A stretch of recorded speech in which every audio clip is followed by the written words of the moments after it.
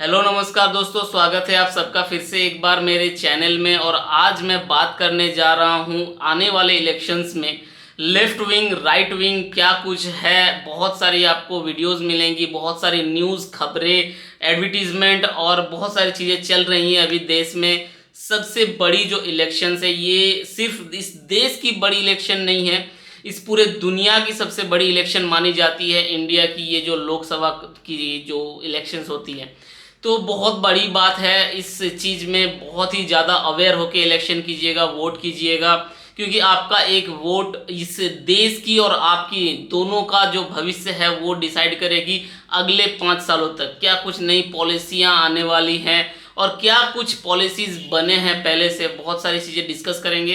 तो इस वीडियो में मैं थोड़ा स्लो बोल सकता हूँ, तो आप अपना स्पीड बढ़ा लीजिए, 1.5 की स्पीड से देख सकते हैं, आपको शायद समझ में आ जाएगा, क्योंकि मैं थोड़ा स्लो रहूँगा। तो मैं दोस्तों बात करने वाला हूँ इस ये जो वीडियो में अपना राइट विंग जो कि हमारा करेंट गवर्नमेंट है उसकी 4 बहुत ही अच्छी खूबियाँ बात करूँगा। मतलब जो अच्छे काम किए हैं उन्होंने, जो मुझे लगता है, और जो बुरे काम किए हैं जो मतलब करना नहीं चाहिए था, मे बी उसको बुरा बोले या ना बोले जो भी है, ये सारी चीज़ें बताऊंगा जिससे आपको एक सोचने में एक मदद मिल सकती है, एक चीज़ें मिल सकती है मेरे अकॉर्डिंग। और आप अपने राय भी कमेंट सेक्शन में बता सकते हैं। तो चलिए शुरू करते हैं। तो पहला जो दोस्तों मुझे लगता है जो इस गवर्नमेंट ने अच्छा काम किया है, जियो पॉलिटिक्स जो है बहुत स्ट्रॉन्ग बनाया हुआ है। मैं एग्जाम्पल के साथ बताऊंगा, ऐसा नहीं है कि मैं ऐसे ही मानता हूं कि इस गवर्नमेंट ने ऐसा ऐसा कुछ काम किया है, बट जो भी मैं मानता हूं उसका मैं एक तर्क दूंगा। ठीक है, भले ही बहुत सारा डेटा जो है, एग्जैक्ट डेटा मेरे पास ना रहे, पर मैं अपना तर्क साबित करूंगा और आप लोग भी बताइएगा नीचे कमेंट सेक्शन में। तो जियो पॉलिटिक्स स्ट्रांग मुझे क्यों लगता है कि जियो पॉलिटिक्स स्ट्रांग बहुत ज़्यादा हो गया है। देखिए, 2-3 चीज़ें हैं, जैसे कि यूएस ने रशिया पे सैंक्शंस लगाए बहुत सारे। कोई कंट्री रशिया के पास जा नहीं रहा था, रशिया से कोई सामान खरीदने से डर रहा था। ये इंडिया था, ये करंट इंडिया था, करंट गवर्नमेंट थी जो डंके की चोट पर जा करके लेकर के आई रशिया से तेल सस्ते दामों में। भले ही मतलब पब्लिक को सस्ती मिली या नहीं मिली वो एक अलग बात है, मगर रशिया से सस्ते दामों में लेकर के आई। मतलब यूएस का कोई भी बात नहीं चला और कोई चीज, कोई एक बाल भी नहीं बाका कर पाया यूएस इंडिया का। ये चीज जो है पहले नहीं हुआ करती थी। दूसरी बात जो मुझे लगती है, दूसरा जो एग्जाम्पल है, जैसे कि कतर जैसा एक इस्लामिक कंट्री, ठीक है, जो कि इंडियन नेवी के कुछ वेटरन ऑफिसर्स को फांसी की सजा दे चुके थे, उसको पहले बात किया गया, प्रेशर डाला गया, तो बोला गया कि ठीक है इसको एक उम्र कैद किया जाएगा। मगर अचानक देखा जाता है कि सारे जो ऑफिसर्स हैं उनको सही सलामत वहाँ से भारत लेकर के आया जाता है।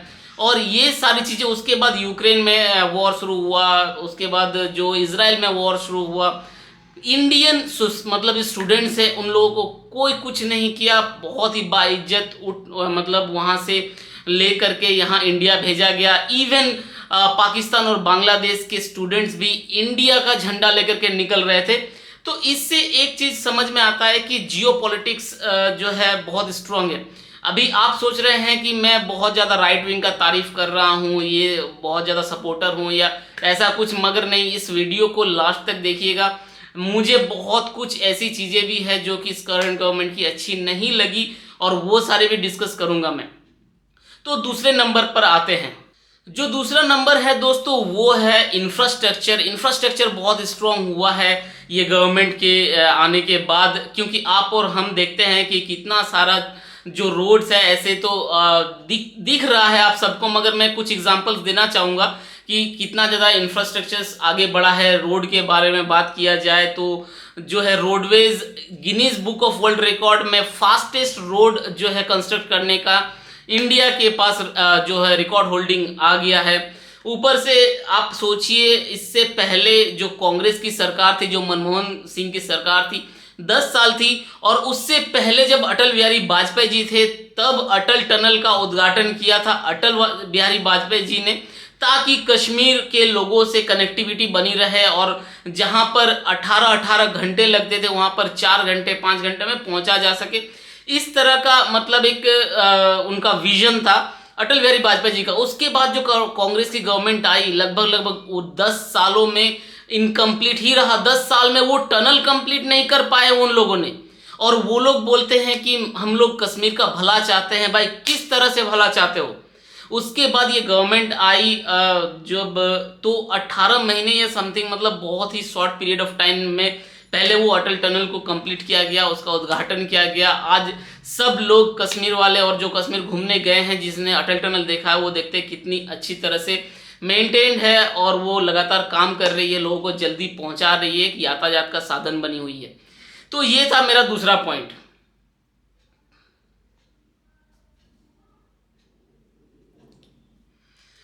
तीसरा जो पॉइंट है दोस्तों वो है डिफेंस के ऊपर। डिफेंस बहुत स्ट्रांग हुआ है ऐसा मुझे लगता है इस गवर्नमेंट के आने के बाद। डिफेंस में बहुत ज़्यादा खुली छूट मिली है, ऐसे सीनियर पर्सनल से सुनने को आया है।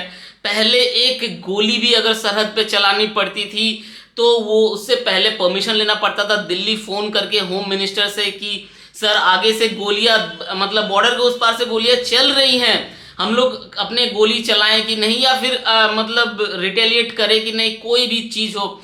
ऐसा हुआ करता था। मगर ये गवर्नमेंट आने के बाद ऑफिसर्स को इस तरह से मतलब दिया गया है परमिशन, एक छूट दी गई है कि बिना दिल्ली के परमिशन, क्योंकि दिल्ली में जो बैठे हुए रहते हैं वो एसी कमरों में बैठे हुए रहते हैं दोस्तों, चाहे कोई सा भी पार्टी का मंत्री हो, करंट गवर्नमेंट का पार्टी का मंत्री हो या फिर ऑपोजिशन के गवर्नमेंट का मंत्री हो, दोनों ही एसी कमरे में वहां पर मतलब बैठे हुए रहते हैं। उन लोगों को कुछ समझ में नहीं आता है कि वो तपती धूप में, वो बारिश में जब गोलियों का सामना करना पड़ता है तो क्या बीतता है और उनके घर वालों पे क्या बीतती है। तो इसी के लिए इसे मुझे लगता है कि डिफेंस स्ट्रांग हुआ है। एक और एग्जांपल इसका ये है कि डिफेंस में आज के डेट में हम लोग एक्सपोर्ट कर रहे हैं। मतलब जो डिफेंस पहले इंपोर्ट हुआ करता था, सारा टैंक बोल लो, सारे आर्टिलरीज बोल दो, अब सब कुछ बोलो, सब रशिया से, यूएस से, इजराइल से सारा चीज़ हम लोग इंपोर्ट किया करते थे। आज का डेट में ब्रह्मोस एक्सपोर्ट हो रहा है, आज का डेट में तेजस एक्सपोर्ट हो रहा है। तो ये सारी चीज़ें हो रही है आज के डेट में इंडिया में।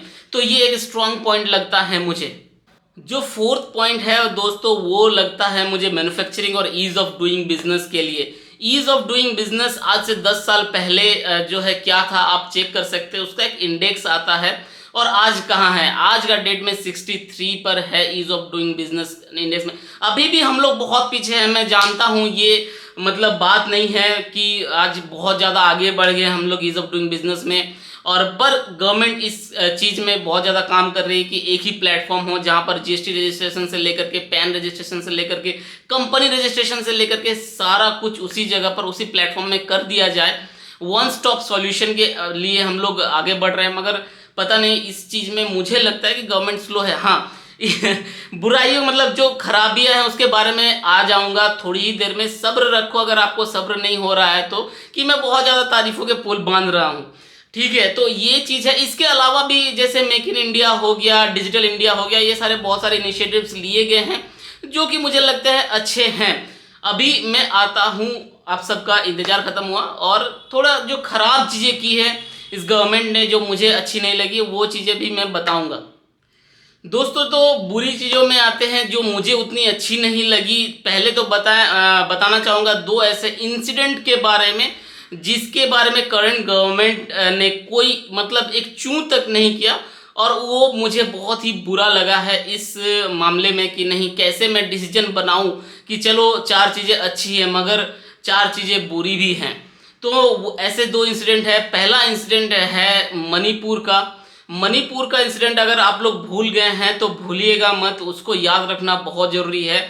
जो नॉर्थ ईस्टर्न मतलब इंडिया है बहुत इम्पोर्टेंट है, स्ट्रैटेजिक लोकेशन वाइज या फिर आप किसी भी तरह से बोल लो, बहुत इम्पोर्टेंट है। और वहाँ मणिपुर में इतना बड़ा वायलेंस हुआ जिसके लिए जो है गवर्नमेंट ने हमारी एक भी बात नहीं बोली, ना कुछ किया।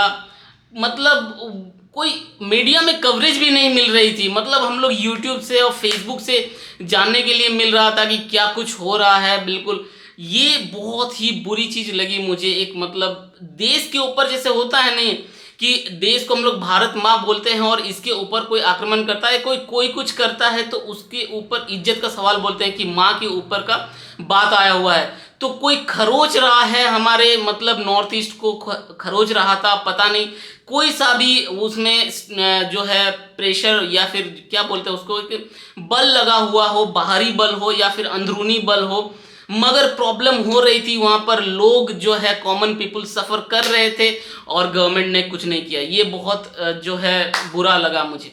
जो दूसरा इंसिडेंट है वो रिसेंटली है, उसे तो अब मतलब भूल नहीं पाए होंगे, मगर मीडिया कवरेज उसमें भी नहीं मिली।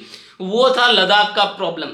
लद्दाख में जो सोनम वांगचुक जी है, बहुत ही ज़्यादा मतलब जाने माने रिस्पेक्टफुल फिलैंथ्रोपिस्ट हैं और वो खुद एक राइट विंग सपोर्टर रहे हैं शुरू से।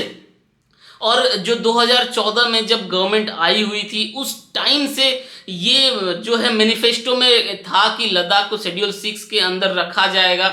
ठीक है, अभी तक जो है 21 दिन का अनशन करने के बाद भी गवर्नमेंट की तरफ से एक बयान नहीं आया, ना तो मीडिया कवरेज मिल रही थी इस इंसिडेंट को, ना कुछ।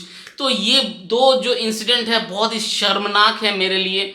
और मैं बताना चाहता हूँ एक और चीज़ जो मुझे जानने को आया कि जैसे शेड्यूल 6 में किन जगहों को रखा जाता है। जैसे शेड्यूल 6 में उन जगहों को रखा जाता है जहाँ की ट्राइब्स एक्चुअली बोला जाए, शेड्यूल कास्ट भी नहीं, शेड्यूल ट्राइब होनी चाहिए, वो बहुत ज़्यादा जगह मतलब इसमें है, तादाद में है।